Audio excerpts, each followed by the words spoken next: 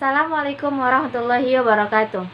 Bismillahirrahmanirrahim. Alhamdulillahirabbil alamin. Wassalatu wassalamu ala asyrafil anbiya'i wal mursalin wa ala alihi wa ashabihi ajmain amma ba'du.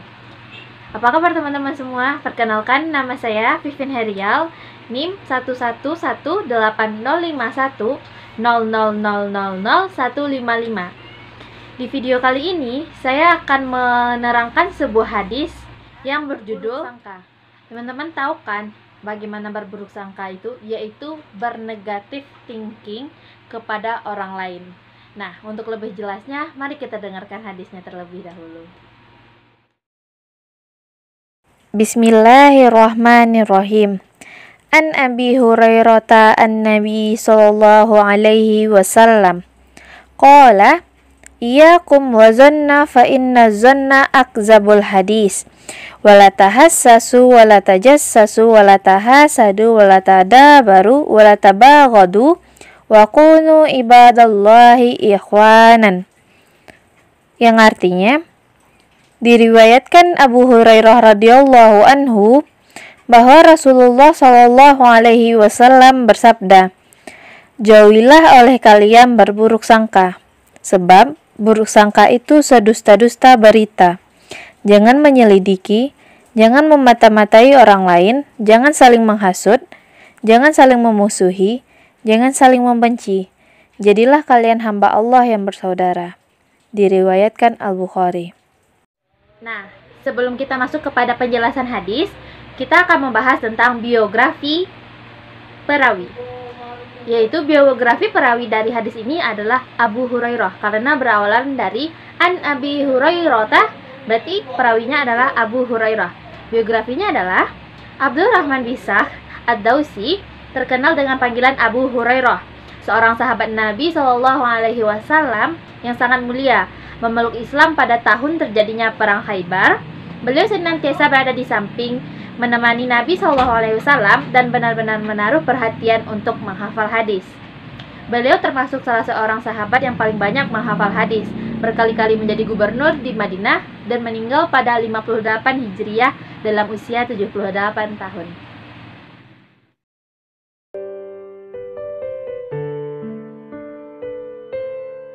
Nah, selanjutnya ke penjelasan hadis. Di sini saya akan menjelaskan beberapa bahasan yang akan saya sampaikan. Yang pertama, larangan berburuk sangka. Buruk sangka adalah menyangka seseorang berbuat kejelekan atau menganggap jelek tanpa adanya sebab yang jelas. Perbuatan seperti itu sangat dilarang oleh Allah Subhanahu wa Ta'ala. Orang yang melakukannya berarti telah berbuat dosa, sebagaimana dinyatakan dalam Al-Quran Al-Hujurat ayat 12 yang berbunyi, A'udzu billahi minasyaitonir rajim. Bismillahirrahmanirrahim.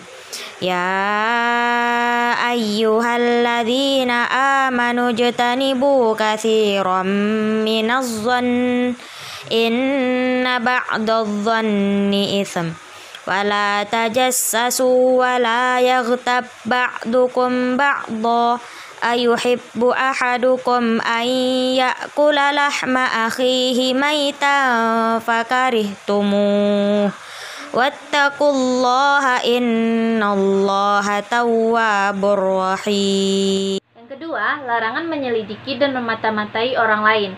Maksudnya memata-matai adalah menyelidiki kekurangan atau aib orang lain, baik melalui pendengaran ataupun dengan sengaja menyelidikinya. Seperti kalau bisa kita katakan dengan bahasa zaman now, itu seperti orang kepo. Dia ingin tahu urusan orang lain, dan lebih bahayanya, dia menyebarkannya kepada orang lain tentang keburukan orang itu.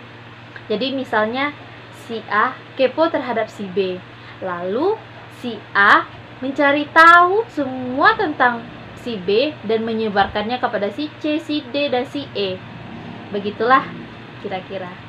Nah, meski demikian, dibolehkan menyelidiki orang lain demi kemaslahatan masyarakat. Misalnya, menyelidiki orang yang akan mencuri atau membunuh. Perbuatan seperti ini diperbolehkan. Bahkan menyelidiki orang yang jelas-jelas akan berbuat jahat berarti telah membantu orang lain dari bahaya yang akan menimpanya. Ketiga, larangan menawar untuk menjerumuskan orang lain. Maksudnya adalah menawar suatu barang, tetapi bukan untuk membelinya, melainkan untuk menjerumuskan orang lain yang melihatnya agar bersedia membeli barang tersebut. Contohnya gimana sih? Nah, contohnya gini. Misalnya, ada calon pembeli, kita anggap aja si A, yang menawar barang tersebut seharga 10.000, dan dia memang benar-benar ingin membelinya, sangat-sangat membutuhkannya. Lalu datanglah si B, yaitu orang yang berpura-pura menawar barang tersebut seharga 15.000. Karena takut tidak mendapatkan barang tersebut, akhirnya si A menaikkan penawaran menjadi 20.000, sehingga penjual akhirnya menjual barang tersebut kepada si A. Nah, begitulah larangan hasud. Hasud artinya secara umum ialah iri hati, yaitu menginginkan agar kesenangan atau kebahagiaan yang dimiliki orang lain lenyap atau hilang. Seperti SMS, sedih melihat orang senang, senang melihat orang sedih. Nah, bagi teman-teman jangan sering hasud ya. Nah, hasud ini dimiliki oleh setiap orang karena berasal dari nafsu. Tetapi, setiap orang harus berusaha agar menghilangkan sifat tersebut. Salah satu caranya yaitu dengan banyak bersyukur kepada Allah Subhanahu wa Ta'ala atas karunia-Nya, serta jangan sering melihat orang yang berada di atas kita. Mungkin itu bisa menghilangkan sifat hasud dalam diri kita. Kelima, larangan saling membenci. Maksudnya ialah menjauhi orang lain disebabkan kebencian. Perbuatan ini sangat tidak dibenarkan dalam Islam karena manusia saling membutuhkan bantuan dan manusia tidak bisa hidup sendirian. Manusia kan makhluk sosial, ya kan? Kebencian yang dilakukan kepada orang lain hanya akan menyebabkan kesulitan di dunia dan memperbanyak dosa. Akan tetapi, dibolehkan membenci apabila didasari karena Allah. Misalnya, membenci karena perbuatannya yang buruk, yang jahat. Jadi yang dibenci sebenarnya bukanlah orangnya, tetapi perbuatannya atau kelakuannya. Namun, lebih baik kalau berusaha untuk mendekati dan menasehati yang dibencinya itu, sehingga dia mau berubah menjadi. Yang keenam, larangan saling membelakangi. Memutuskan tali silaturahmi dan menghindar dari orang lain bukanlah perbuatan terpuji.